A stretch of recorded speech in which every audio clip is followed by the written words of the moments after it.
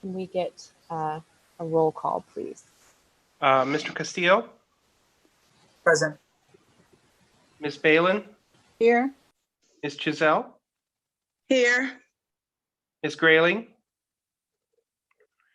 Mr. Charnett. You're muted, Paul. I'm here. Okay, thank you. I saw you, but and then Chairperson Klein. Present. Thank you so much. So it's my understanding that we do not have any members of the public here for public comment.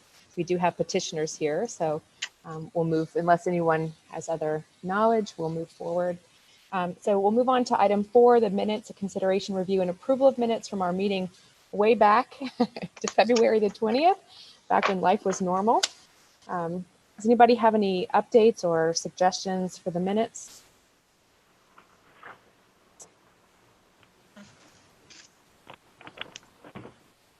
This is where we miss Sherry. So does anybody have any changes or adjustments to the minutes? If not, I would entertain a motion. Also move. Second. Okay, we have to have a roll call today for everything. So we'll do a roll call approval. What I saw was Paul, Mr. Charnett motioned and Ms. Giselle seconded. Is that correct? Correct. Okay. And Mr. Castillo,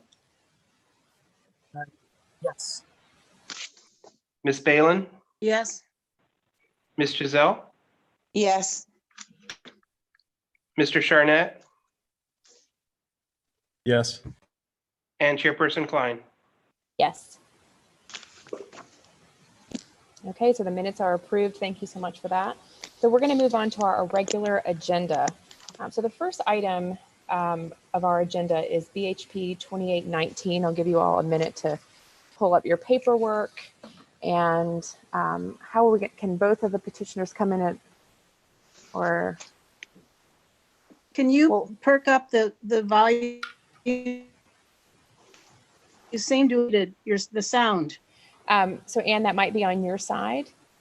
Can you turn up your Trying. volume? I've got it all the way up. Okay. Can everyone else hear me all right?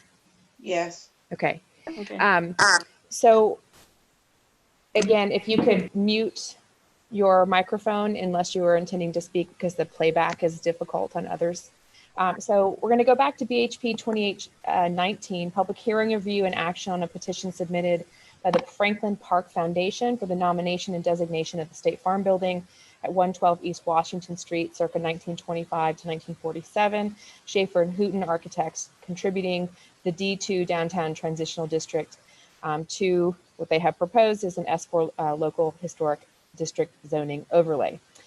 So as you all may remember, we started this discussion a long time ago, and it was meant to be on our March meeting discussion.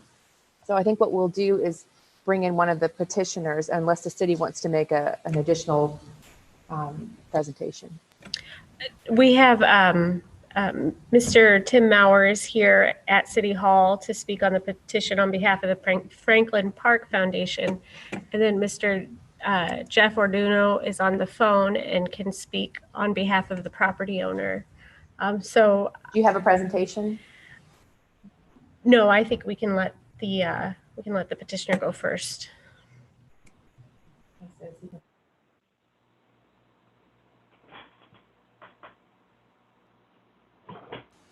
Okay, Mr. Maurer, if you come forward to the microphone and do as you would have done normally, which is to introduce yourself and state your address.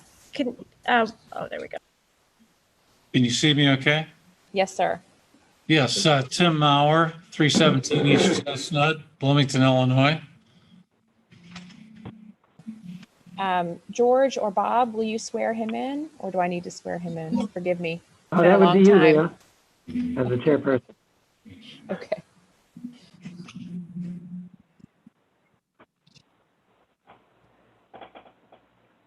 That's better. Looking good, Tim. Leah, you're still muted. I know. Sorry, I was just checking. It's been a long time, guys. So, Mr. Maurer, do you swear that the testimony that you're about to provide is the truth? I do. All right. Thank you so much. If you'd like to give us just a rundown of the petition, what you're petitioning, and the motivations behind it, that would be helpful, I think, for the committee. Oh, yes, Chairman, I would be happy to do that. The petition, if memory serves, it's been a while now, was initially submitted to rezone the State Farm building S4 because of the decision by State Farm to vacate the building, and then initially to perhaps demolish it or to sell it. And then they eventually made a transaction to transition the property to other ownership. And we felt that because of its overall long history in the community, the business itself was housed there, State Farm was housed there for many, many years, and transformed the county and the nation in many ways, that this was a worthy nominee for S4 zoning designation. Subsequently, we've had, as you know, we've initially met with Mr. Arduino representing Equity Partners, and he requested that we table the nomination so that he could work with his design people and others so that they could understand better what impact their use of the building would have and how that would affect them economically with their plans. And I think that's progressed to the point where fortunately, they've been able to lease some of the space, and they've made a decision about how they're going to use that space. And it's my understanding that there may be congruence on the application between the owner and the applicant. So we're happy to be here today to move it to the next step. I've spoken with Mr. Boyle as well about this along the way, and perhaps he has other things he'd like to share. So just for the point of clarity, if I could, Mr. Maurer, at this point, you have had conversations and some agreements with Mr. Arduino, but you are going forward with your petition for Indeed. S4 designation. Okay. Yes. Okay. Mr. Arduino, would you like to make any comments? Thank you, Madam Chair. Yeah, simply that we are. Sorry, can we swear Mr. Oh, Arduino in? forgive me, I'm rusty. Mr. Arduino, do you swear that the testimony that you're about to provide is the truth? I do. Thank you. All right. Thank you. Great. We've had conversations with Mr. Maurer, and yeah, we are generally in support of the petition. The only thing I would ask that the commission consider is we would request that any limitations be confined to the exterior architectural features of the building, principally because we envision that there will be more office space going in, and generally it's big. They're kind of big open floors as they sit. There's not really a whole lot of I guess, architectural uniqueness within the office floors, other than maybe the elevator lobbies. So that's one aspect. And the second aspect that we would ask you would consider is that the tenant of the building, Kepler Vision, has requested of us, and we are then requesting of you, or anticipating that they would like to place signage on the building of the same, let's say, magnitude as what State Farm had there. You know, big, huge, probably lettered signing or a substantial sign on the building. Kepler has been a great friend to the region, and we were excited to bring them to downtown and get this there. And, you know, we feel that that is appropriate. And in fact, the building is now named the Kepler Vision Building. So anything they would do, we think, would be stylistically, they're not, you know, they're not going to do something odd or inappropriate. It's just there will be a substantial new amount of signage on the exterior of the building consistent with what State Farm had done. So with those things in mind, if we can anticipate those things, then we would say we're in support of the petition. Chairperson Klein, I just want to note for the record that Commissioner Grayling has joined the meeting at 5:15 p.m. Welcome, Sherry. Okay, so does anyone have any questions for our petitioners and Mr. Arduino? If I could, fine, I want to make just a statement from the city's point of view and maybe have a suggestion in terms of how we may wish to proceed. With regard to proceeding, you know, if we were to proceed to a hearing and a resolution today, there would be 7 days. The ordinance provides for 7 days to have a report and recommendations are specified in the ordinance to then be submitted to the Planning Commission. And that is certainly something I think that, you know, perhaps we could do. I know that the city staff had recommended some issues with respect to the petition. And one way that we may be able to move ahead and clarify the agreement between the petitioner and the property owner might be to turn this over for 30 days and to come back with an agreed set of facts and stipulations, because I think they are in agreement as to the historics, as to some of the factors that should be considered by the commission, and also to have some suggested recommendations as to, you know, what the parameters should be there. That way, and then that would be presented to the commission. If the commission then chooses to, they could either choose to kind of tweak that or to pass it by resolution, and we would be in good shape then to get our recommendation and the resolution to the Planning Commission within 7 days. I'm just posing that as an alternative and maybe a way of enacting this agreement in a timely fashion. Mr. Boyle, I have a question. As you know, I think, and as I think the commissioners know from reading their packet, that the current problem with the application, notwithstanding the agreement between Mr. Orduno and Mr. Maurer, is that the petition itself, the actual paperwork supporting the petition, is incomplete. So are you suggesting bypassing some of that to the provision of that information? Because I understand that there are zoning map amendment petitions and other required elements to move forward that are lacking. And what I'm saying with respect to the designation itself, if there are stipulated facts that the parties come to, those would cure the defects in the petition in the sense that these are now accepted facts that the commission adopts. So I don't know that, I mean, I suppose the commission could up or down vote the petition after hearing evidence, but stipulated evidence and stipulated facts, I mean, are something that a commission can adopt. I don't know if that clarifies what you're asking about or not. I mean, George, if I could chime in here, is there any way to amend the document or modify the document moving forward to say in another 30 days, if the document could be amended or modified, we could create some sort of acceptance today as a commission, and then in the future, the supporting documents would then be indicated? Or do we need to wait until such time as the documents have been provided? I think you need to wait until such time, because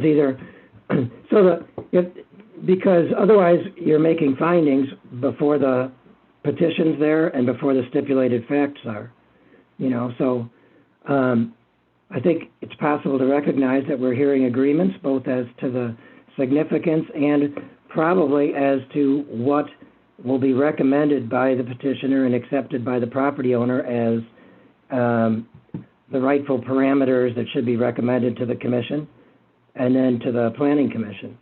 But what I'm saying is too is that the defects in the petition can be cured by stipulated facts that are brought to the commission and the commission adopts. So by stipulation, I'm talking about agreed upon facts between the petitioner and the applicant. George, one question I have about that is that, you know, it doesn't end with us. It goes on to the Planning Commission. So many of the parts of this application are intended to assist with that step. And so they couldn't go forward. We would be sending them an incomplete document that couldn't be moved on. So any speed that we gained in this level would be lost at the next. I don't know that that's the case, because if it goes to the city council and the city council approves the designation, then there's the city council in itself could be considered maybe. But it has to go to planning behind first. it. George, Right, and planning is looking. All right, planning is looking at the designation as well. It's just not going to be looking at a zoning petition unless there's one filed in the meantime. Georgia, I think to clarify, I think what Leah is referring to is the designating ordinance that the Historic Preservation Commission is supposed to act on based on the application that's submitted. And that is where the Preservation Commission gives recommendations to the Planning Commission about the permitted uses, the areas that need to be preserved, everything that Mr. Arduino was recommending and requesting. And so right now, that information is not in the petition that has been submitted. And so what you're saying and recommending is that the petitioner and the property owner come to an agreement about those specific, and I can give you a list of them, the significant architectural features that need to be protected, the types of construction, alteration, demolition, removal that should be reviewed by the commission in the future, the proposed design guidelines, the permitted uses, the allowed heights, the signs that would be allowed. That is what Leah is referring to, I believe. You can correct me if I'm wrong, Leah, but Chairperson Klein. No, that is what I'm referring to. I think I appreciate the desire, especially given all of the circumstances, to move as quickly as we can, especially now that there's agreement between the two parties. The problem is that, unfortunately, I don't think we have enough to prepare our recommendation to the Planning Commission. I mean, I think I just sort of want to state for the record that at this point, none of my colleagues have made comment on the signage question. This is not a non-issue. This needs to be discussed. And so I think just sort of relaying it to the paperwork isn't necessary. Maybe that's what you're saying, George, maybe it's not. But I think we need to have that conversation. But I also think that the document needs to be complete in order for us to be able to move this through the city's traditional system. I don't know if any of my colleagues have points. I guess what I'm saying, though, is if you go to talking about the signage before you go to talking about the designation, that's kind of maybe procedurally It's not, though. It's because that is part of the consideration of fact in the designation. But there hasn't been testimony. And I guess what I'm, like we need, if we're going to proceed on it, even if it's inadequate, there has to be some hearing then.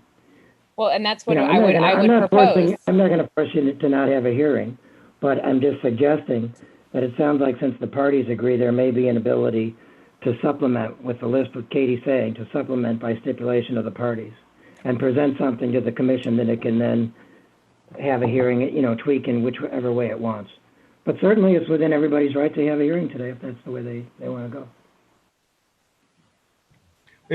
If I might add, I don't know that there's anybody, and maybe I'm speaking for others, I don't intend to, but in my conversations, I don't think there's anybody that's saying, boy, this is not a deserving property. In review, it's simply just the technicalities that we really need to address here. So in trying to do this, we want to do it right. We want to do the building justice. It is certainly worthy of all of this conversation. And I think to Mr. Maurer's points and everything that he's presented here, there were definitely some moves that needed to happen and some conversations that needed to happen surrounding the building. Simply put, if I'm hearing what you're saying, George, in order to do this building justice, perhaps we need a little bit more information to be able to act on it. And if so, is 30 days a sufficient amount of time to do it, or is 7 days a sufficient amount of time to do it, is kind of what I'm hearing. If 30 days is a reasonable amount of time, then that would be my suggestion. I agree. I would suggest we could hear from the parties on that one because they're the principals that would be coming back to us with something. I would think. Thank you, Mr. Boyle. On behalf of the owner, I would suggest if we could have 7 days to review, I can have architects review it. I think it'll be pretty straightforward. I think Mr. Maurer and I are on the same page. So I don't know if he needs maybe 14 or 21 days to produce that and how that fits within our notice periods or dispersing the information for your meeting. I would just ask for 7 days after I receive it to be able to respond to it, yay or nay or modification or whatever. So rather than 7 days from today, you'd be talking about 7 days from having Mr. Maurer have, say, 14 to 21 to send you something and to weigh in on that. Correct, and then at that point, I'm guessing we're probably 2 meetings out. So it may make more sense to give Mr. Maurer, if he wants 21 or 28 days, and then I'll take my 7, and then that'll give ample time to get that out to the commissioners. To ease this process, the city has created a list, Mr. Maurer, Mr. Orduno, of the things that are lacking in the application that are needed for the finding of fact and the discussion of the structure. So that will hopefully smooth the process a little bit. But especially when it comes to this issue of the signage, I think that needs to be stipulated pretty clearly before we can really review the entire application. So Mr. Maurer, do you think that 30 days is enough time for you to gather that and create that information for the owner? I would think so. I don't have that, your bulleted list in front of me actually to look at. So, but yeah, in principle, yes. Okay. Sorry, COVID is preventing us from handing it to you as we normally would. Yeah. And that has slowed things down. Does 60 make more sense so we're not turning it around again, or do we want to say 30? I'm just pointing out that we have been turning it around, and rather than do that again if we don't have to, I'd rather be safe and turn it around this time and get a resolution. But certainly that's up to the parties and the commission. Well, so, how about if I take a look at the list? I kind of like what Mr. Orduno was suggesting, is that 21 days, 7 days for him to review. It's on the next calendar and we just get done with this. But yeah. Maybe I could take a look at it, George, this evening or tomorrow, and then we could talk tomorrow and we could lock it down. I don't know if that's flexible enough to do that. Just for clarity's sake, Mr. Maurer, if we do that, the 21 days plus 7 days, it won't actually appear on the next submission. Oh, okay. It would be the month after that, but that would be 15 days notice. Yeah, exactly. Yeah. Okay. And is there a list there that Mr. Maurer could look at if it might help him if it helps him schedule? I don't think there's an issue with it. Oh, there it is. Katie's Unless bringing it up Mr. for you. Orduno objects, but I don't. Very good, Katie.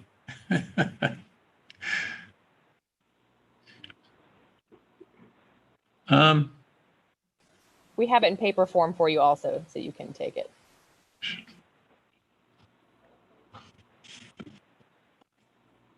To the extent that those are things that an applicant should do, I'm certain I can do them.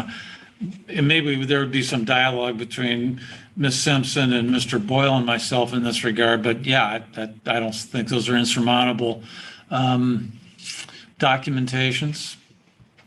Excellent. And if I may add, Mr. Maurer, there was another application for the property before that may have a lot of this information already provided that perhaps you could maybe use some of that information to supplement. It's totally up to you. I don't want to overrun you. I'll reach out to the authors just so there's no copyright infringement there. So if we were to continue it to a date certain in September, that would be the 17th. If we were to continue it to a date certain in August, what would be looking at the 19th? Third Thursday, the 20th. But as Ms. Klein pointed out, that wouldn't be your 28 days. So it would be the 17th of September. Is that the meeting? Or did we just say it Yeah. was the third Thursday in September? Could I ask Mr. Orduno what his timeline for his tenants signage requirements are? That would be something I'd want to support. I can find that out. Certainly 60 probably is better than 30 in that sense, but I can find out. Okay. And maybe we could touch base. Let's touch base tomorrow. And here's my suggestion. Why don't we set it for next month? And if Mr. Maurer and I can get things worked out, I don't think there's really any contentiousness between us. I think it's just simply, I hear the commission asking for basically a petition in the proper form. And I'm guessing we can come to terms on most or maybe even all of those things. Certainly. I'd say let's set it for 30 and let's try and get it done. Do they have to have it to you? I will need it by the 6th of August in order to be able to get that to you guys, get that out on the 13th. And is Mr. Maurer able? Yeah. Mr. Maurer, are you able to get that to me, let's say by the end of July? Certainly. Supposing we can work things out. All right, then let's take that approach. Let's do that. Sounds good. All right. Then may I make a motion to, I was about to ask if we need a motion. Yeah. yeah, if I may then, let's make a motion then to return this to Mr. Maurer for some revision and review this again next month, which will be August 3rd, or excuse me, 20th, August 2020. 20th, yeah. We have a second? Second. Okay, great. We have to do a roll call vote. Yes. Ms. Grayling, Yes. Ms. Balin,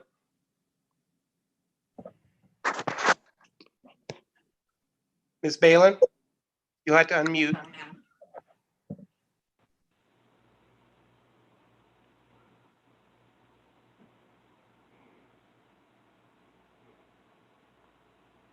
And is it possible for you to unmute? Can you hear me now, Bob? I can, yes. And Yes. and you, yeah, okay, thank you. Mr. Castillo, Yes. Ms. Chisel, sorry. Yes. Yes. Mr. Charnett, Yes. and Chairperson Klein. Yes. Thank you. Awesome. Thank you, everyone. Thank you, petitioners, and Mr. Maurer, we will bring you your paperwork. Okay. And I would like to add just one thing. Thank you very much for your patience in all of this. It has been a continuation for almost a year now, and it's been for so many different circumstances and so many different things, but I am certainly glad to be moving on it. I second that. Thank you, everybody, for your attention and time and thoughtfulness in how you've approached it. I'll talk with you next month. Thank you. All right. Thank you, Mr. Orduno. Take care. Okay, so we'll return back to the regular agenda. Our next item for discussion is BHP 920, consideration, review, and action on a RUS grant application in the amount of $17,957.50, submitted by Paul Brown for masonry repairs, replacement and repair of parapet caps, and replacement of downspouts and chimney repairs at the Corn Belt Bank Building at 103 West Jefferson Street, circa 1901, George Miller architect, early commercial style. So if everybody wants to turn. Does the city have a report? thank you, Leah. So once COVID-19 began on March, I believe it was March 26th, 2020, the City Council and Mayor Terry Renner passed an ordinance allowing staff to administratively review certain applications. Ones that were, staff would review them, and then the city manager or the community development director could sign off on those in order to keep things moving and to prevent unnecessary meetings. One option was if the work did not match the guidelines as presented by the Secretary of the Interior Standards or the Architectural Review Guidelines, one action that staff could take would be to refer it to the Preservation Commission for your review. And so the two items on the agenda tonight are both cases that staff is asking that the Preservation Commission review them. The first is on 103 West Jefferson Street, which is a contributing structure in the Downtown Historic District, National Register District. It was built around 1901. The architect listed in our preservation plan is George Miller, and the applicant is proposing to repoint the top parapet wall, and then also replace and repair the cap on the parapet with a bronze cap. It appears to be like a terracotta type of material, and just based on the photos that we're reviewing. And so the applicant is proposing a bronze cap instead. And also with the repointing of the parapet wall, the applicant is proposing to add a sealant on the rear of the wall on the back side. And there are photos of that included in your packet, in your app, about the back of the parapet cap.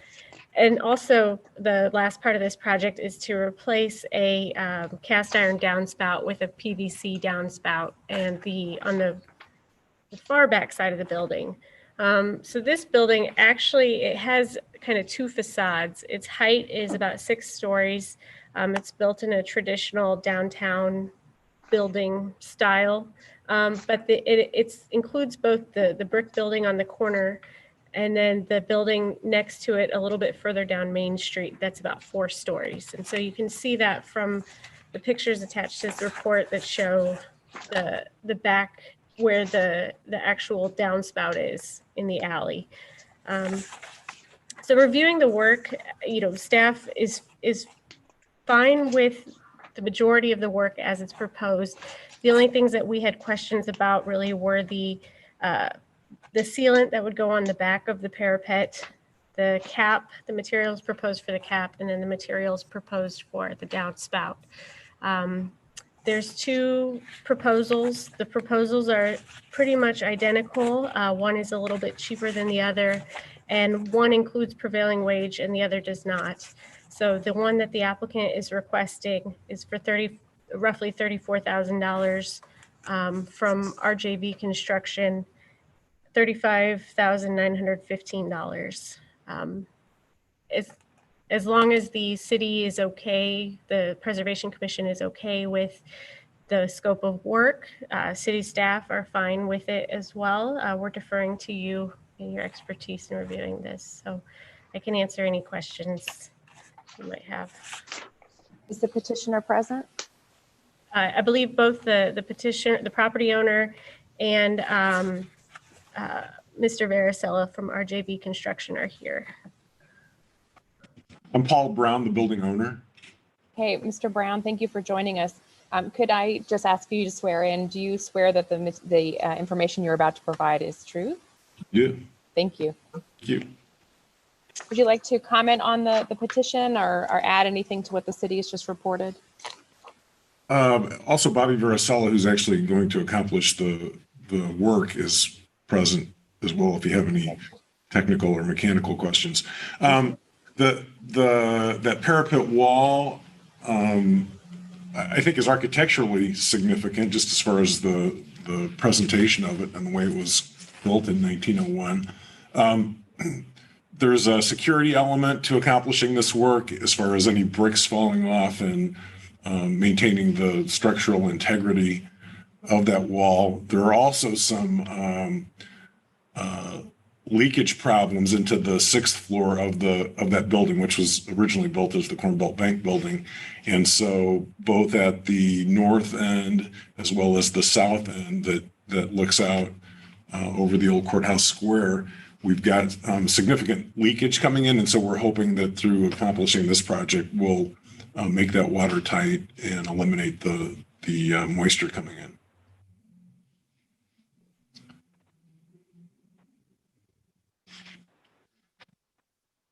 Thank you. Do any commissioners have questions? Sure. This is probably why it was referred to the commission, Mr. Brown. I'm the guy across the street. I believe we worked on your building a number of years ago, or Russell Francois did, when you were replacing all of the windows. Yeah. It's, And we worked through the historic preservation process, through Springfield and also the national process. Yeah. It was determined that the original window frames were constructed of virgin timber. And so we had a group that came from, I want to say like Knoxville, Illinois, to actually maintain as many of those sashes and all as we could. Some of them we had to replace. So I'm sorry to. No, I'm glad. I kind of wanted to just bring up the window project only because you've definitely put some energy and effort into this building, and I think you're making every effort to make it a very consistent architectural building and retain the resource that's already there. It's a beautiful building. It really is. Well, I should say both buildings are beautiful. Thank you. You know, actually, Russell pointed out to me one time that if you look at particularly the bank building, there are two buildings there, and there's got to be a great human interest story as to how that footprint was configured after the fire downtown. But you've got the 6-story bank building on the corner, and then the Evans building, which is all steel frame and masonry, and then you've got the wood frame Evans building that is in an L that goes around and has frontage on both Jefferson Street as well as Main Street. It's the Evans building, which this work does not include that, but the Evans building, more than you wanted to know, but has 4 stories on the Jefferson Street side and 5 on the Main Street side because of the slope of the block. They stuck a mezzanine level in on the Main Street side. Yeah. Oh no, they are phenomenal buildings, and yeah, I have a few just kind of questions as we go through this. What was the impetus for replacing the cap? Is the cap deteriorated to the point where it's no longer repairable, or is that something where it's a better, you're probably going to be better off with a metal? I think better off. In conversations with Bobby, really the main point is to make it waterproof and not let any moisture get into the bricks and the parapet wall below the caps.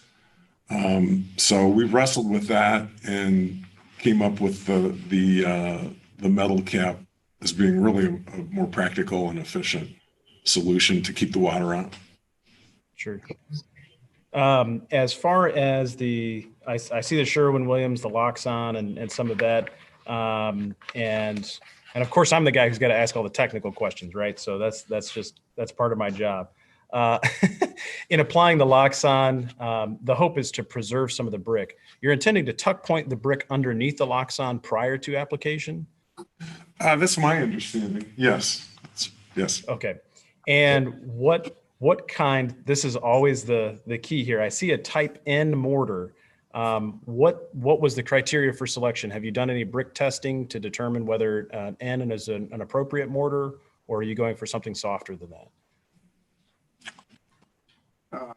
My brick mason, EJ, recommended that. Our brick mason recommended that. Okay.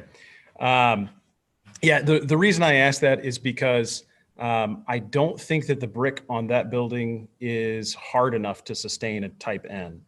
And hey, free architectural services here. I'll give you a little hint. The reason for that, you have some terracotta on the outside. I know you've had some deterioration from some of the terracotta, and you can see that it doesn't appear to be just around the edges. It appears to be in the faces, and which is great, which means that the mortar that's already there is soft enough to handle it. It's the sandy part of the terracotta that might be a problem. I need only point one place. If you go to Commerce Bank or the old Commerce Bank building and you look behind on that retaining wall, you can see what too hard of mortar does to the brick. It causes it to spall and burst apart, especially in the winter months. So my suggestion here is that it's probably a lime mortar or something that's even lighter than an N, maybe an O or an M. And then that would add a little bit of longevity to the parapet wall. Additionally, I would say that the parapet cap, it's very difficult sometimes to try and get that transition exactly right. And with the mortar and everything that's in there, that's what, a 12 or a 16-inch wall? I think it's 16. We think it's 16. Okay. And part of the difficulty in that is that the metal coping caps that you're going to find that I think would probably be appropriate in a 16-inch dimension are pretty limited. And one of my concerns in treating the top of that wall is that the architectural feature is retained on the outside. They of course make profiled parapet caps that have a little bit of that curve so that you could see that from the street. But a question I would have is that an option for you? The price was to bend a custom cap and put it on top of it. There was no architectural detail on the outside other than just a bend. So it's possible, but at a higher cost. Yeah, we would have to find someone that has a machine that can extrude that. If I may suggest, there are pre-manufactured units that are available from Pack Clad or a number of other aluminum parapet cap manufacturers. So before you get too far and trying to create your own custom, a lot of those will already make them for you, and they have some of that bend in them, and they will powder coat it to match the existing that's already there. So anyway, those are some of my questions as we go on top of all of that. And then finally, the PVC pipe. Why PVC instead of the cast iron that's there, or doing a galvanized pipe? I did choose. Could I suggest that if there's questions that Mr. Varicella would be answering, that he then be sworn, and just to, Sure. it seems like maybe George, he's the one to be answering these questions. George, I haven't done that because the two of the men can't stand close to each other. So yeah, I mean, okay. if Mr. Brown would like to cede the position, I can swear in Mr. Varicella. Yeah, I can do Just it. want to make sure you're safe. Thanks, Mr. Brown. Okay, yeah. Thank you. Thank you. Please state your name. Bob Varicella. And would you swear that the testimony you're about to give is truthful? Yes. Thank you. Thanks, Mr. Varicella. Sorry to harass you from the background. It's always difficult. Yeah, could you tell me a little bit about the decision behind a PVC versus replacing it with like kind? I did actually. I can't remember Katie's assistant. We went back and forth on that, and I did agree to go to a galvanized. Okay, a galvanized pipe in lieu of going back, which is PVC. My concern is always damage on the bottom of that, and being close to the ground. So I think then that's a non-issue. Why are you up here? No, I'm kidding. I think those are all the questions that I had right now. Do any other commissioners have questions? I do. Paul, are we saying that the materials that they want to use that on that cap is okay? And the mortar? I think there's some discussion that we need to have a little bit about that, but I'm going to let Mr. Varicelli, if you have any other questions for him, maybe sit down before we get into some of that discussion. There you go. Okay, thanks.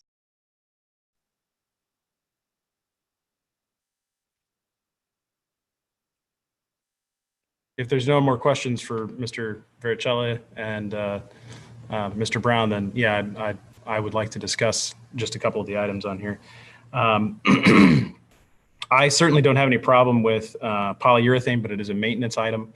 My preference is always to do something that has a long-term lifespan, especially when it's on a roof. It's very difficult to maintain.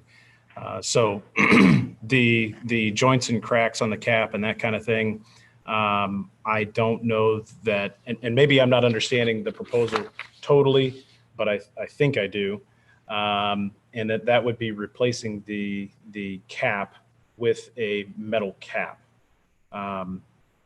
Should we maybe actually get a little clarification on that from Mr. Varicelli? Because there's two pieces on here that are, because I'm seeing apply NP Master Seal polyurethane to joints and cracks on cap, and then tuck point the wall, but then there's also replaced with a metal cap on top of the wall. Mr. Varicelli, could you clarify that? Well, we started out looking at doing two options. One is to try to repair the caps that are there, and then the other one was to replace Mr. Brown opted to replace. There is a couple caps, I think, on the old elevator shaft that we are going to just repair. Okay. Okay. So there'll be a little bit of both that's happening then. Yeah. Okay. All right. That helps me. Sorry about that. Thank you. That's okay. Can we just have a finding as, or, a question from the chair, or just get a kind of a determination? If A, there's anyone else that would be testifying, I don't think that there is, but just put that on the record. And B, whether there's other evidence that the petitioner / applicant wants to present. And then maybe we could move into the discussion portion as we were doing. George, I can speak to, nobody else signed up in advance to speak on this item. And Okay. no one else from the public is here to speak on this item. And then do the applicants or petitioners have anything else they would want to present before the discussion, I'm wondering? Okay. Ms. Klein, do you want to ask the? Sorry, I was waiting for the conference room to light up. Do you two have anything you would like to add before we go into sort of discussion?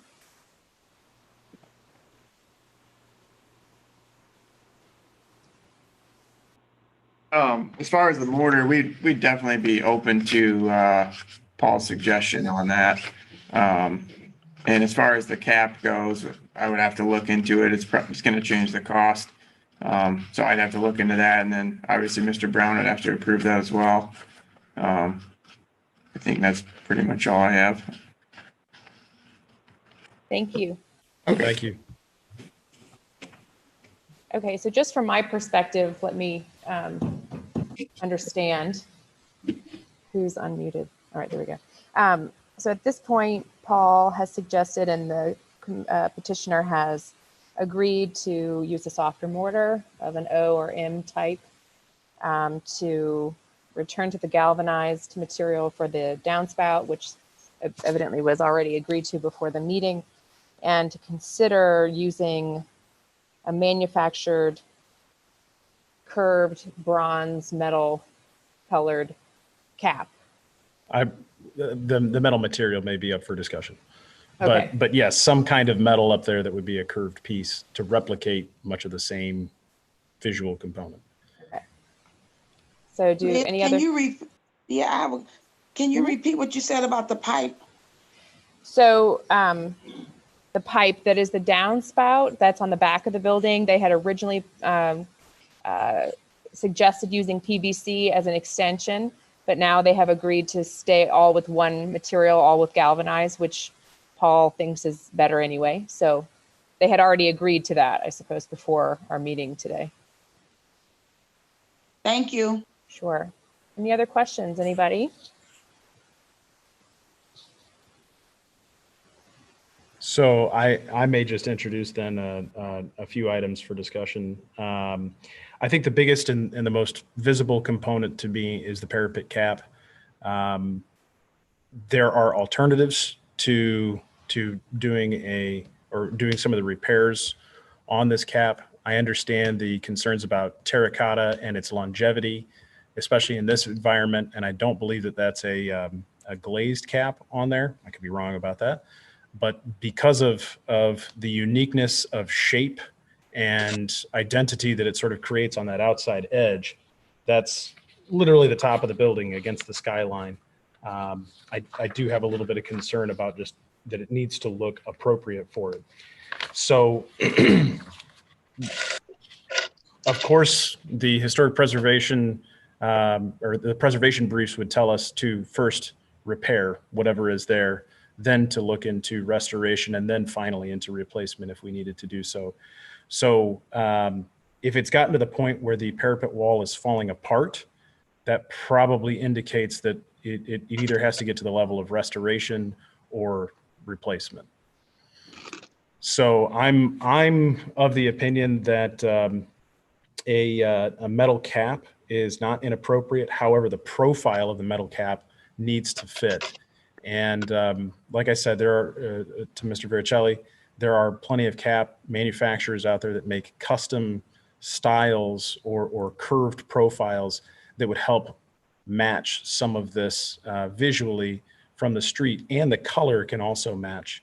And I think a metal cap, especially once you start to get that large, also has to be of a heavy enough gauge so that it doesn't have oil canning all along there and become a problem. So my thought, and perhaps this would be the commission to decide this, but my thought would be that we delayed that portion of the project and let them determine what maybe makes sense right now to either go and repair this and break this out, or to provide some cost for the metal cap piece, so that we could make a determination at a future meeting just for that portion. But everything else, I think we could probably approve today.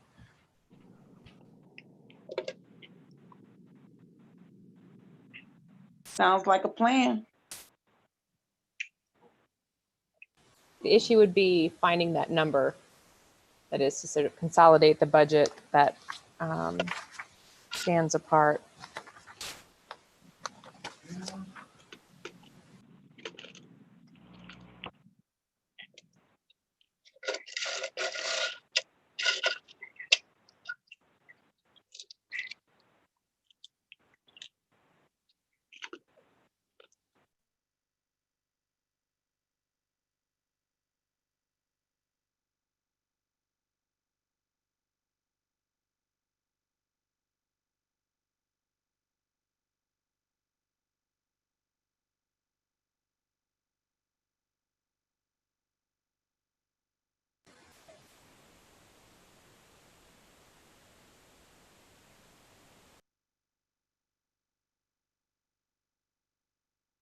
In reviewing Garneau's proposal, they have broken out $14,100 for removal of the parapet caps in the north, east, and south walls, approximately 140 linear feet, installing the 2x8 on top of the walls, ice and water membrane, the cap, cut the clay downspout.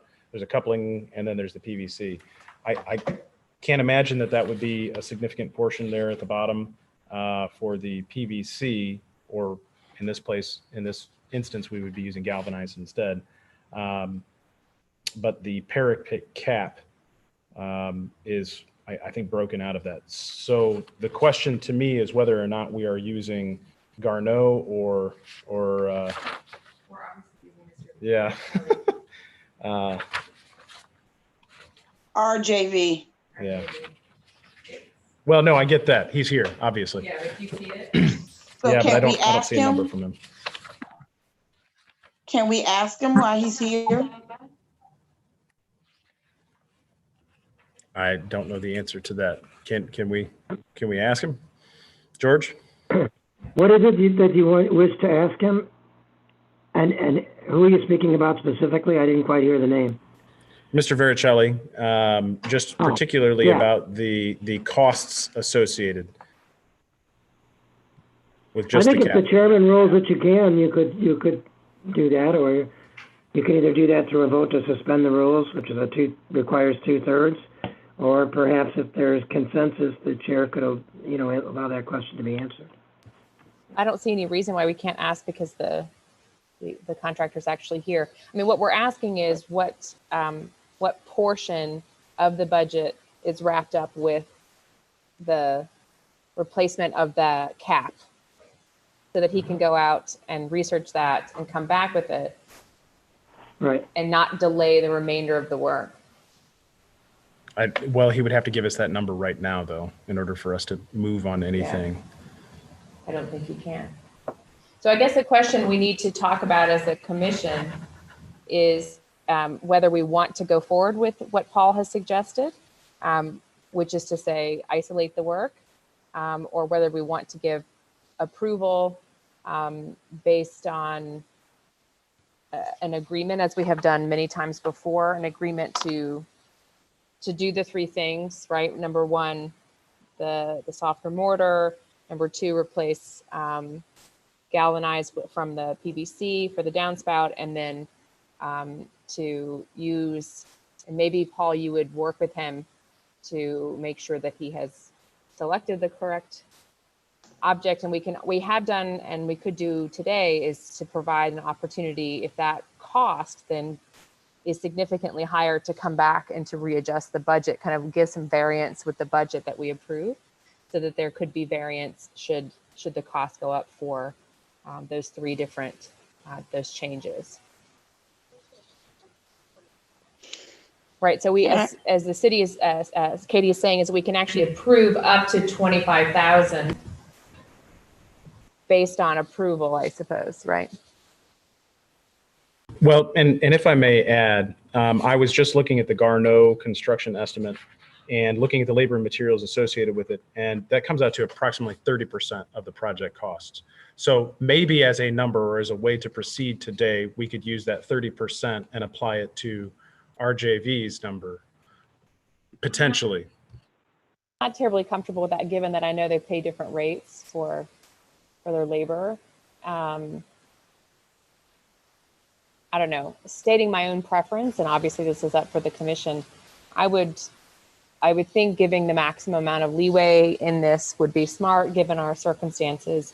That is to say, to approve with the maximum budget of 25,000 and the agreement that they follow these three stipulations, right? That the galvanized, the different mortar, and that they use the type of cap that Mr. Charnett has agreed to. That would give them the opportunity to get moving while the weather is still warm, especially as I imagine that cap will have to be produced. That might take some time. That would be my preference. I agree. I think the difficulty here is knowing how much, because we're only supplying half or matching half of the project cost. So I don't know if it's going to exceed it by another $8,000 or if I may say more accurately, another $16,000 in total project cost. Well, don't it have, the work have to be done first anyway before statements submitted before we pay, they get paid from the grant? So yeah, essentially would be, if they max out their grant amount, that would mean that the cap is adding $14,000 more to the project. Do you think that that's even? In some instances, it's not unreasonable to expect that metal caps can be pretty expensive, especially those that have a little bit of detail to them. Especially if you're going to meet some of the insurance requirements and the wind requirements and some of those things. So there's a cleat and there's the aluminum and there's all these different pieces that sort of go on top of that. They can get expensive, but for 140 linear feet, I'd have a hard time believing that it would be quite that much.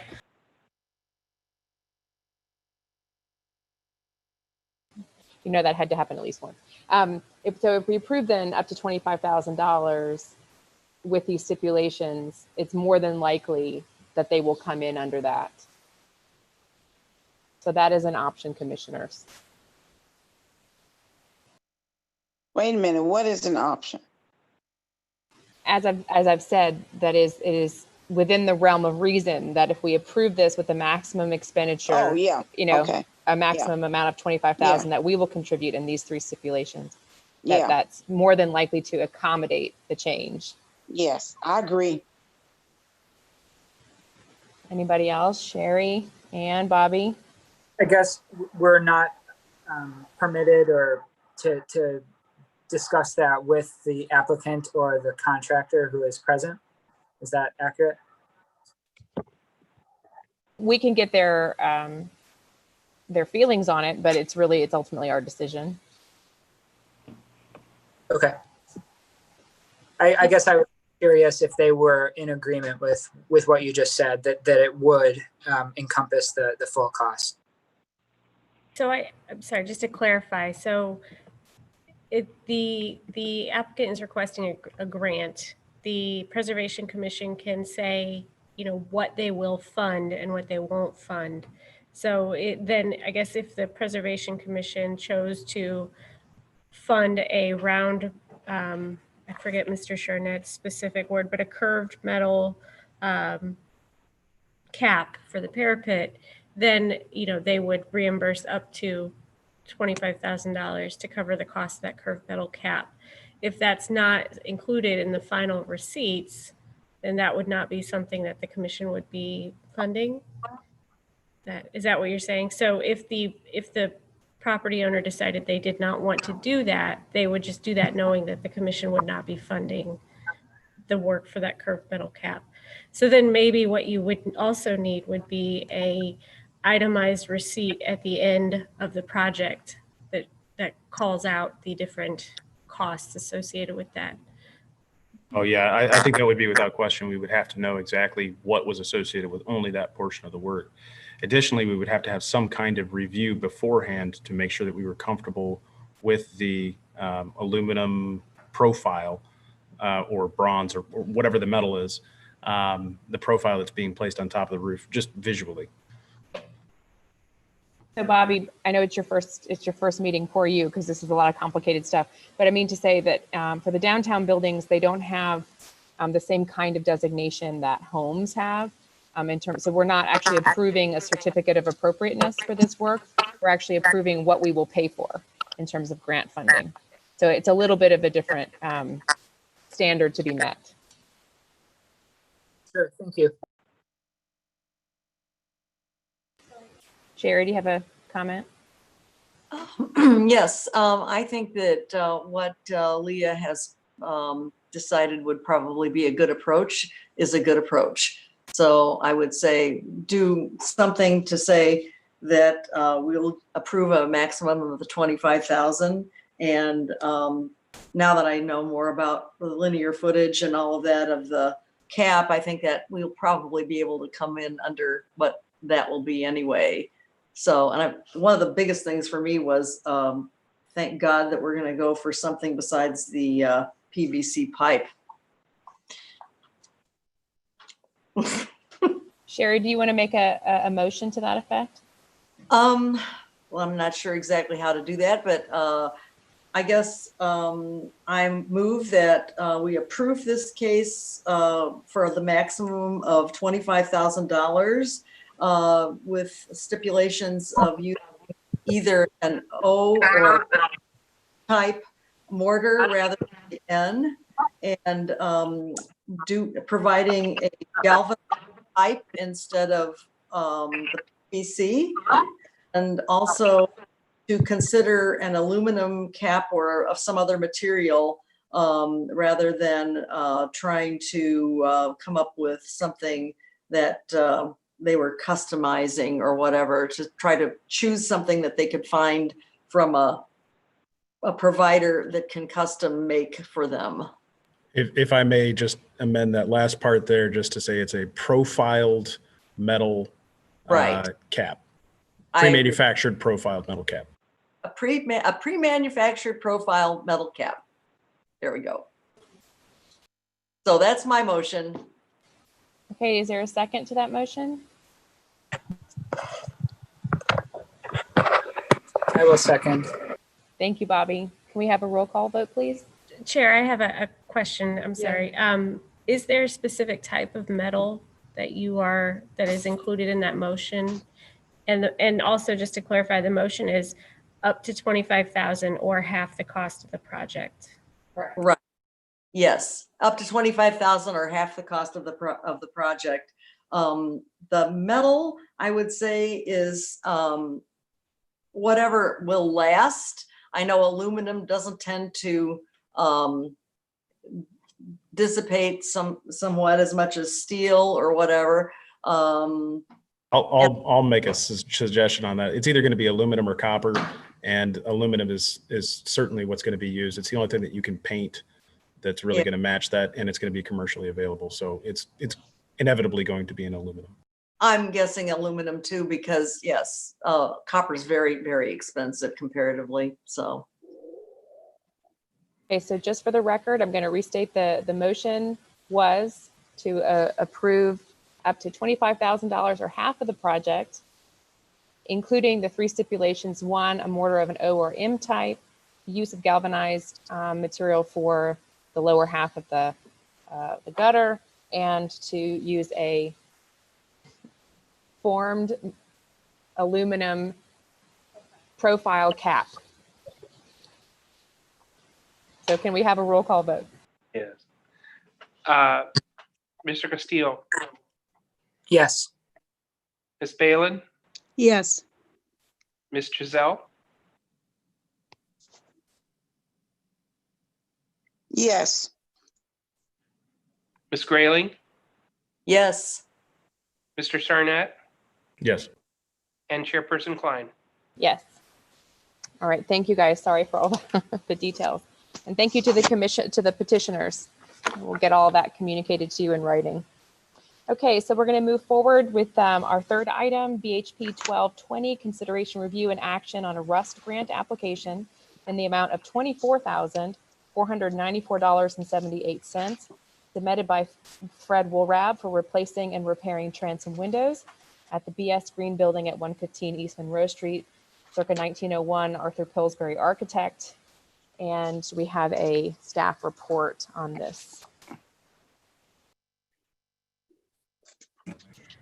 Thank you, Leah. The building 115 East Monroe Street was one of the first buildings built after the fire of 1909. It's a traditional, I believe it was built around I'm sorry, just ignore what I said originally. The building is a brick building built around 1910. It's contributing to the downtown district, and it's in a traditional commercial style. The building has transom windows on the first floor and storefront windows. The applicant is requesting to replace the transom windows. Similar to the last project, based on the information provided and the scope of work, staff did not feel comfortable making a recommendation and is referring this to the commission to review. The assistant planner, Casey, prepared a report. That's what is in your packets. Based on historic photos, it appeared that the window configuration proposed does not match the window configuration of the historic photos. And so we're asking the commission to review that before granting the request. You can answer any questions you might have. Okay, thank you. Do we have a representative from this application to speak on its behalf?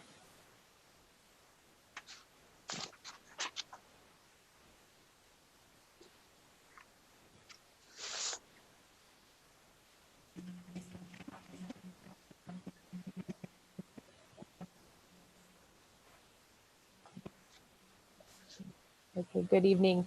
You've already been sworn in, so if you'll go ahead and introduce yourself again. Bob Varicella. Okay, so would you like to make any comments about this this proposal? Yeah, and Mr. Woolrab is here if you have any questions for him as well. The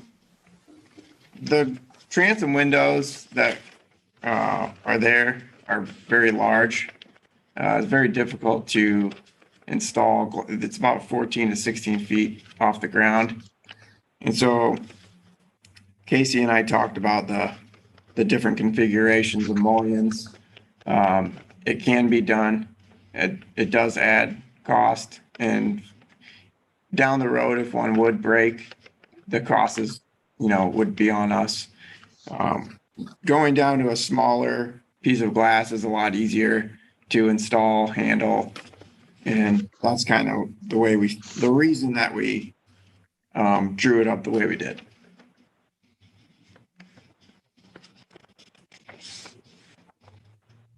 Do any of the commissioners have questions about the proposal? I'd add something else. There is a lot of inconsistency with the windows that are there now. And so we thought going forward, as we replace the lower windows, we would go to a little bit smaller piece of glass just for, we have had several breaks with vandalism.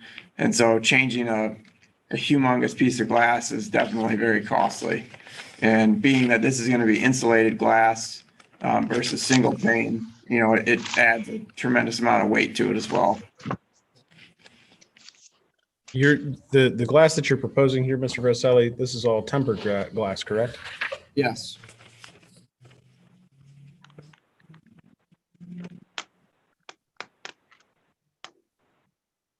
And just for the sake of clarity, all of the current framing and windows are not original to the structure. They're all modern replacement. What's there now? Yes. There's a mixture. Okay. Yeah. Will you be removing any of the original glass?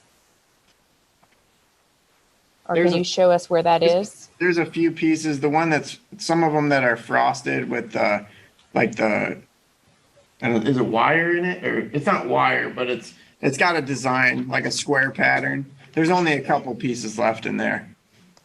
Most of them got broken. They're just like.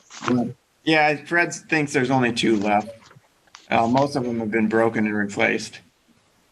Okay. Some of them are boarded with plywood. Okay. And so we've had this commercial space sitting here since before COVID. We had a tenant ready, and we're waiting to finish this out until we can do these windows.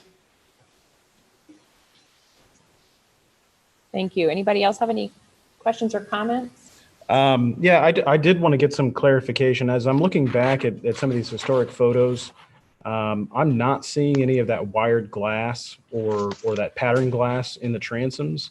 And I just wanted to see if you, Mr.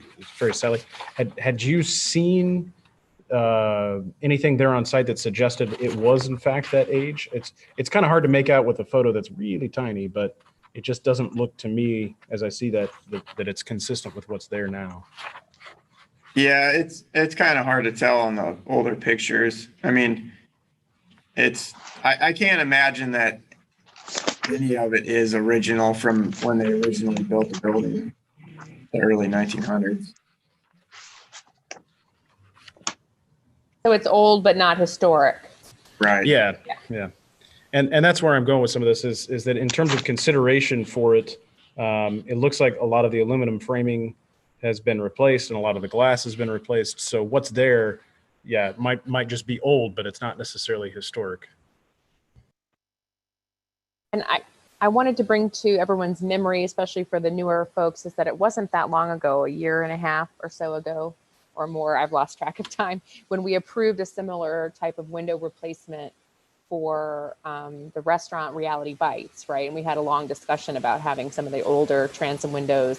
It's a similar kind of replacement, I think, that's being supposed here. So I don't, speaking only for myself, I'm actually very happy with the way that looks.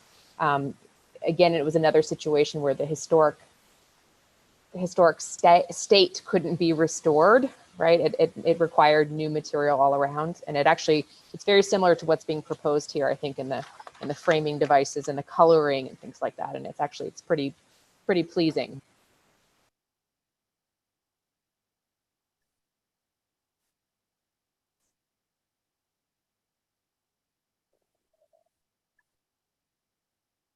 Any other comments, questions, or concerns?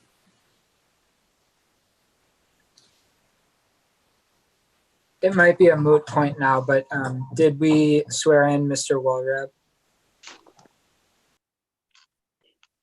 We did not, because he has not technically spoken to us.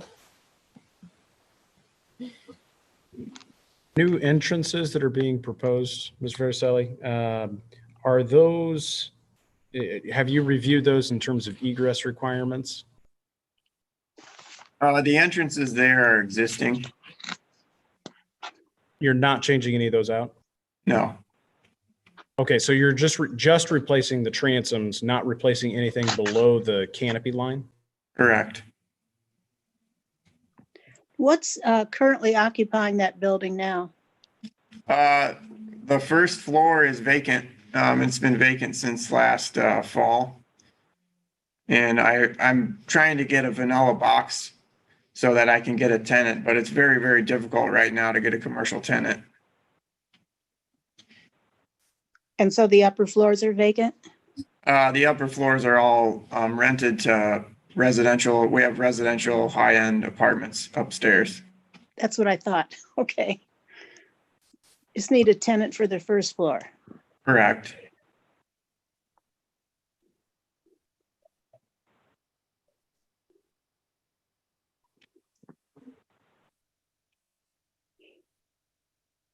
Okay, well, thank you so much, Mr. Vericelli. Unless you or Mr. Woolrab have anything else to add, let us know. I think we're good. Okay, thank you so much.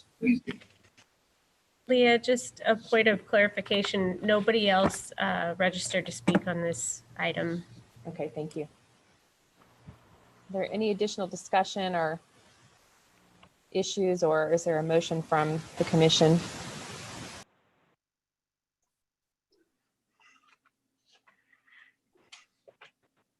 You all are much shyer over Zoom than you are in person. I will make a motion to approve the information provided, and let's go forward. I will second that motion.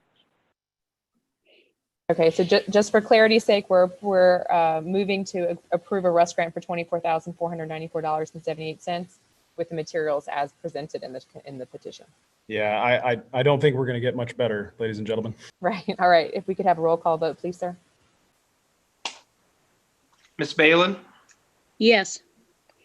Ms. Chazelle, Yes. Ms. Grayling, Yes. Mr. Charnett, Yes. Mr. Castillo, Yes. and Chairperson Klein.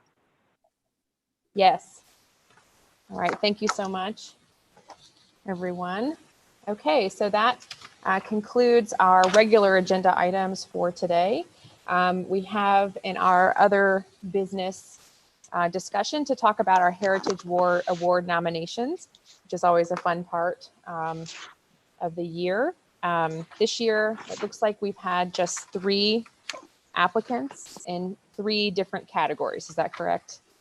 So we don't have any competing.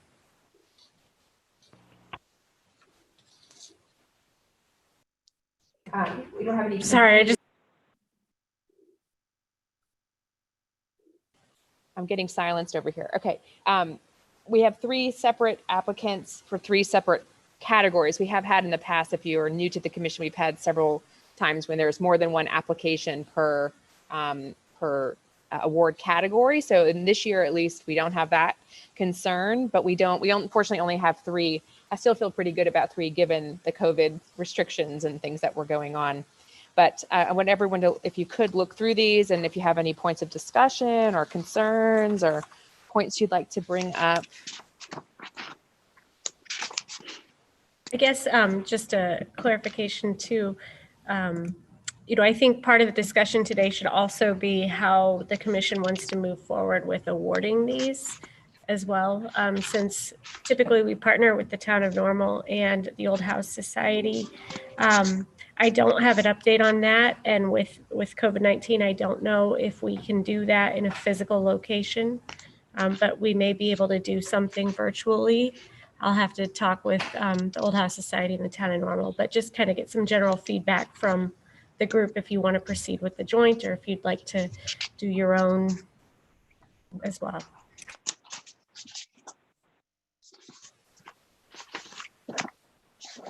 Okay, so should we talk first about the nomination of the restoration of the barn and stable, the David Davis Mansion Historic Site? This has been put in for, oh wait, forgive me. We do have conflicts, I guess. They put it in for everything. They put it in for restoration, rehabilitation, adaptive reuse, and legacy multi-generational.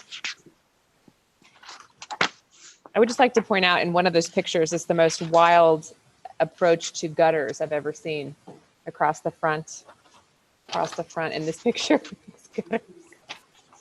Pardon? Was it? It's awesome. Since gutters are on our minds after last night's storm, right? That just struck me. Okay. I don't know. Do you guys have, we have another application for adaptive reuse in the form of Matt Erickson's. We don't have any images to accompany it. And I'm not sure if you all have a preference about what is the best category for making an award in this case. I'm not really sure it's adaptive reuse. I mean, it was a barn and now it's a barn. Yeah, no. I think Mr. Erickson's property is probably more an appropriate adaptive reuse title. Yeah. Is there a picture of Mr. Erickson's property? Not that was provided to us, right, Katie? The Mr. Erickson's, they did not provide an image. Is that the come together space? Google, sorry? I would suggest that actually the barn stable at the Davis Mansion would probably best fit under restoration. That's my tendency too. That sounds, returning a structure, a significant part of it to the original design condition through repair or by matching the original architectural detailing with replacement materials. While it actually is a legacy multi-generational situation, the state has actually been in control of it since, since about 1960. So the family, while we still have them on our board of the foundation, they're not putting money into it as a family anymore as far as their responsibility. The state and the foundation do. So, so that's the historic precedent that I think we need to work about. A multi-generational situation is, as I see it, usually somebody whose family had it and then they gave it or sold it to their kid, and then something happened in the next generation and on and that kind of a thing. The state actually has intervened on that, on this one. But we're glad we've had it this long. So good. So does anybody have any objections or concerns or reservations about awarding the barn and stable at the David Davis Mansion site a restoration award? Does that seem the right way for everybody? I think so. I think so. I think that's very deserving. When we vote on these, are we going to vote on these as a unit, or are we going to vote on them individually?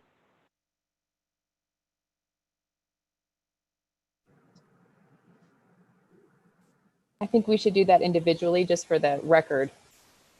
We wouldn't typically do that, but I've been told we should do votes on everything in the Zoom world. Okay, so I would propose if we could have a vote on, I will make a, do I need to make a motion if it's just in other business? Just for the sake of doing it, I'll make a motion to approve the restoration of the barn stable at David Davis Mansion as a restoration award winner for 2020. I second. Okay, roll call. Sorry, Bob. Mr. Castillo, Yes. Ms. Balin, Yes. Ms. Giselle, Yes.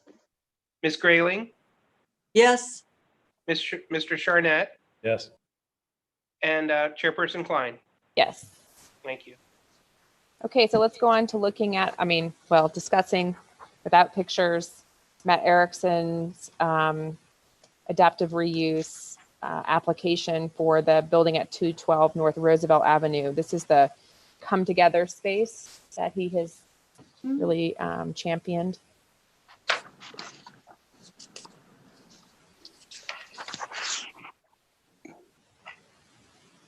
I'm trying to picture it. Yeah, I can't imagine that you're having these up for awards with no pictures. Well, we have what was submitted. How are we to determine anything? One thing we could do is, if you would like pictures, I can go out and take pictures, or we can ask the person who submitted to submit some pictures as well for next time.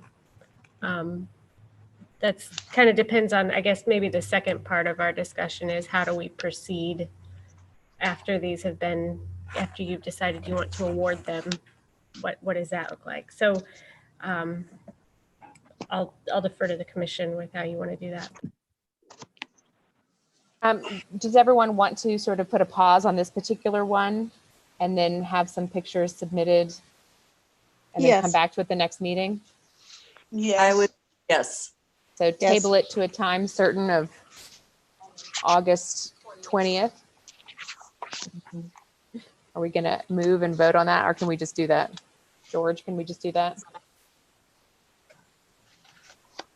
Unfortunately, doing it to a day certain does require a motion. Okay. Then I will so move. I will second. Are you going to do that with all the nominations? That No, might just be- this one, because we don't have any images. It's Right. just this one as it has a lacking application. I'm sorry, I didn't see who seconded. Was that Mr. Castillo? Yes, it was me. Thank you. And this is essentially to postpone action for a date certain. Yes, August 20th. Okay. Mr. Castillo? Yes. Ms. Balin? Yes. Ms. Chazelle? Yes.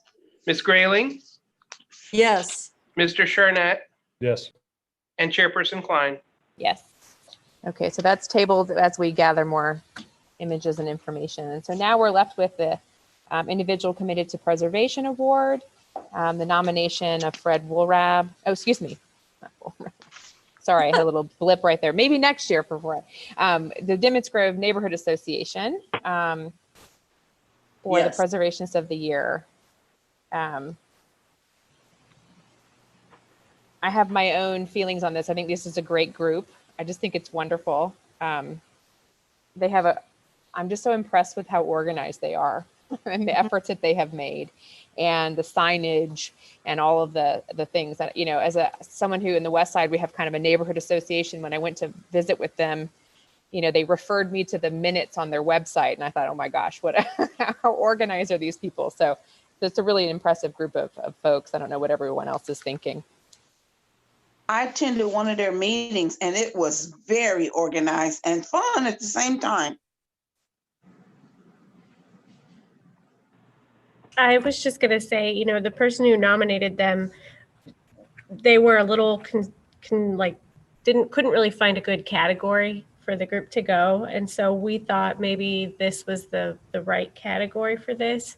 I mean, if it's a common thing, maybe also the group should discuss whether or not we need to amend the categories next year to include a person or a group or I mean, that's another approach too. I would agree that if we could do a person or a group, that would be great because that opens it up to groups like the Old House Society and others and leaves it open for individuals who have kind of remarkable achievements. Yeah, and I would add too that I think that organizations, especially when it comes to historic structures or historic neighborhoods or that kind of a thing, they're collaborating for very good reason. These things are expensive, and to preserve the areas where they are, it makes total sense to me. I think we definitely should have some discussion here about amending to being an individual or organization of some kind.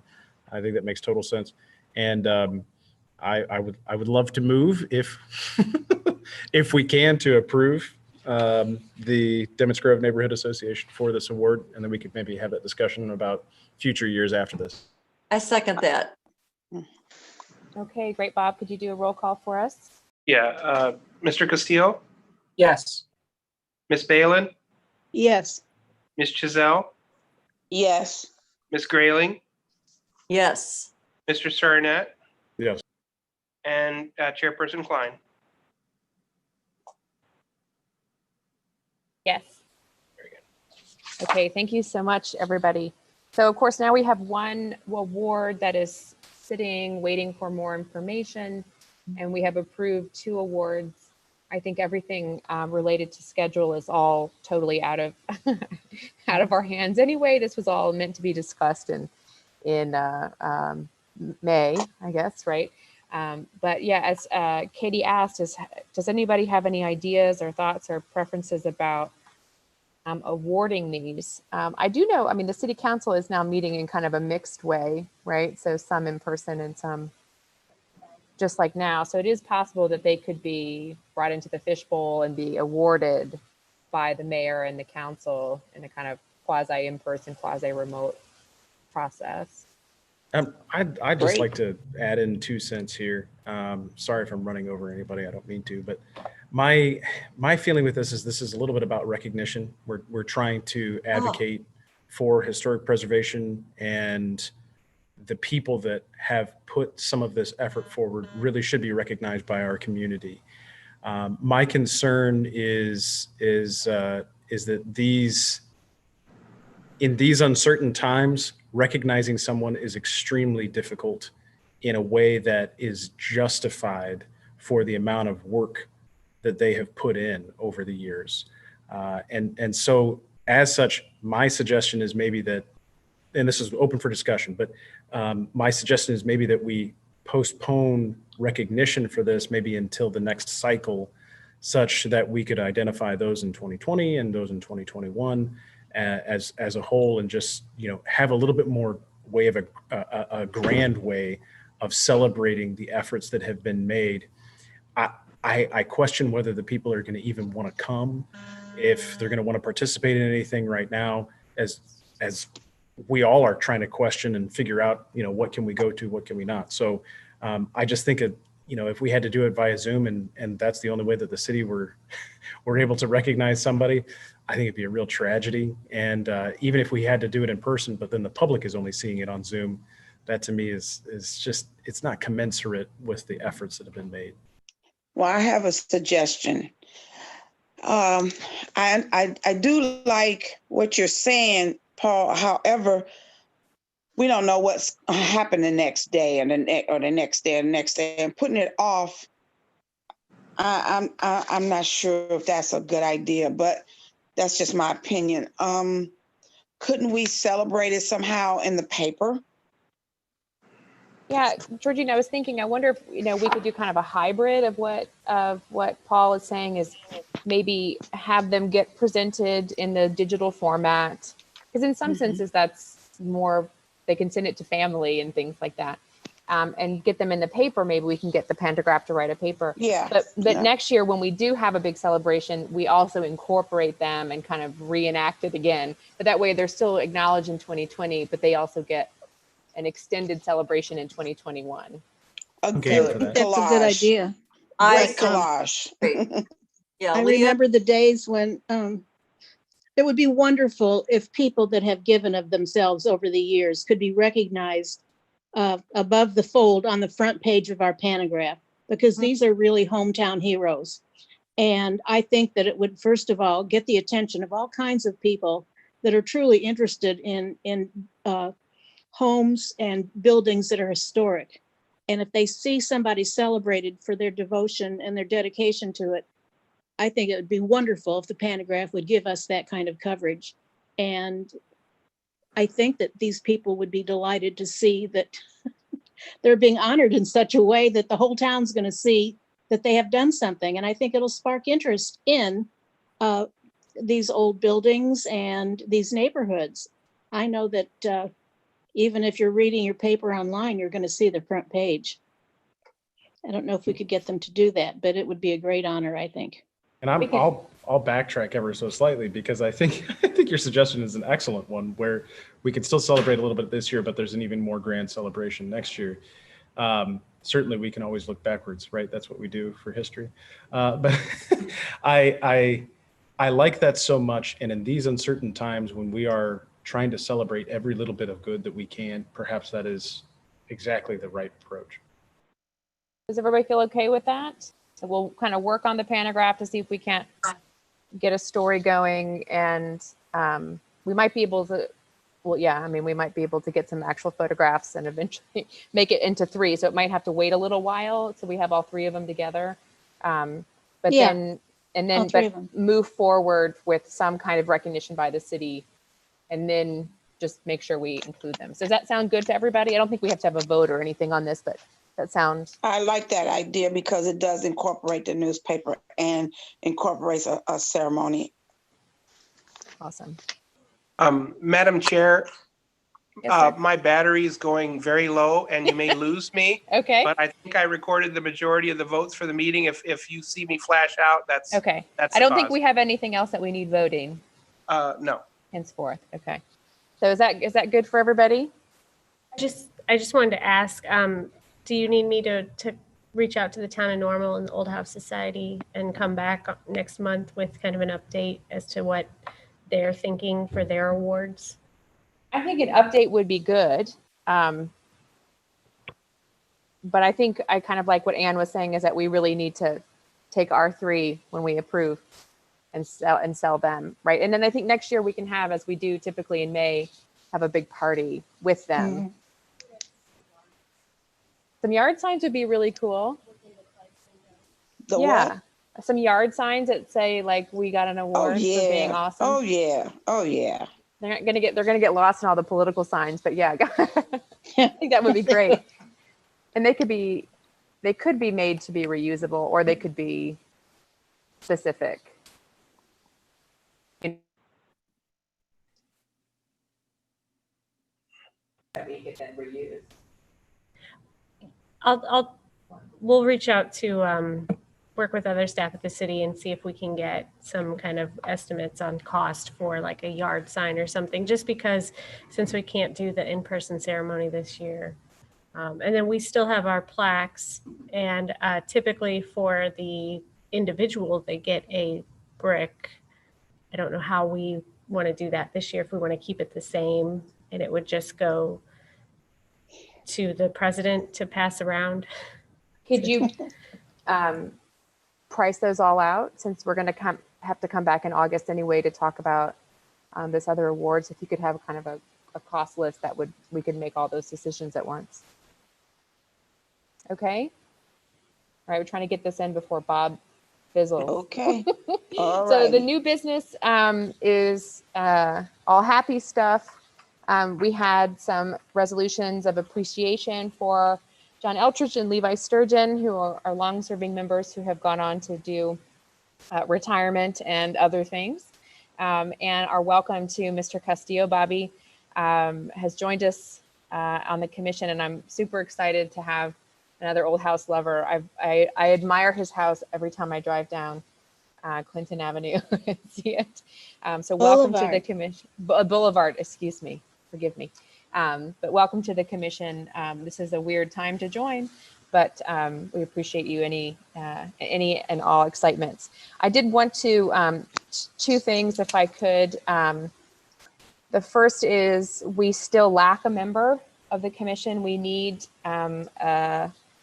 attorney.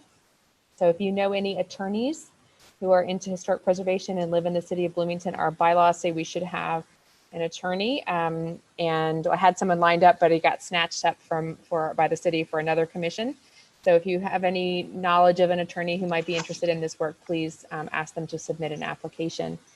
And another thing I wanted to say is I have been hearing from the public about Franklin Park, the actual park itself and the dead trees. And so I asked the city to make some comment in response to some inquiry from the public about those trees. And if you don't know the park, those trees are truncated right now. So they are dead, but they're truncated. And so the neighbors were asking, why have the trees not been fully removed? Why have we not planted new trees? There's some theories about what has killed the trees.